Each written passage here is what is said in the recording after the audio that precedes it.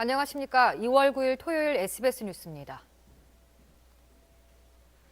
2차 북미 정상회담 개최 도시가 베트남의 수도 하노이로 결정됐습니다.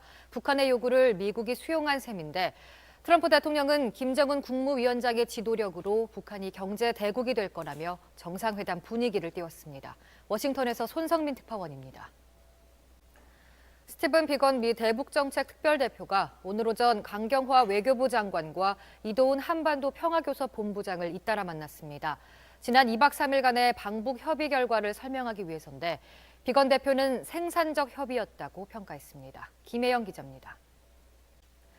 충남 태안화력에서 사고로 숨진 비정규직 노동자 고 김용균 씨의 넋을 기리기 위한 노제가 오늘 오전 태안화력발전소에서 열렸습니다. 노제에는 고인의 유가족을 비롯해 세월호 유가족, 삼성 백혈병 피해자 유가족, 양승조 충남도지사와 가세로 태안군수 등 400여 명이 참석했습니다. 태안화력발전소를 출발한 운구 차량은 서울로 향해 오전 11시쯤부터 종로구 흥국생명 빌딩 앞에서 2차 노제를 치르고 광화문 광장까지 행진해 연결식을 진행합니다. 연결식을 마치고 화장 절차를 거친 뒤 고인의 유해는 경기 남양주시 마석 모란공원에 안장됩니다. 국방부는 지난달 23일 이후로도 한국군이 일본 해상자위대 초계기의 위협 비행에 항의했다는 일부 언론의 보도에 대해 사실이 아니라고 부인했습니다.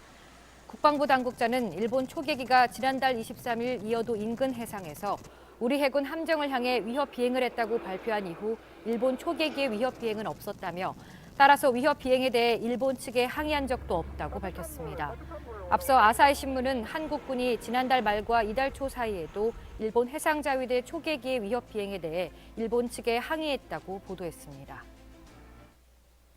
세계무역기구 WTO 분쟁에서 패소하고도 한국산 세탁기에 대한 관세를 철회하지 않은 미국에 매년 약 950억 원의 보복 관세를 부과할 수 있게 됐습니다.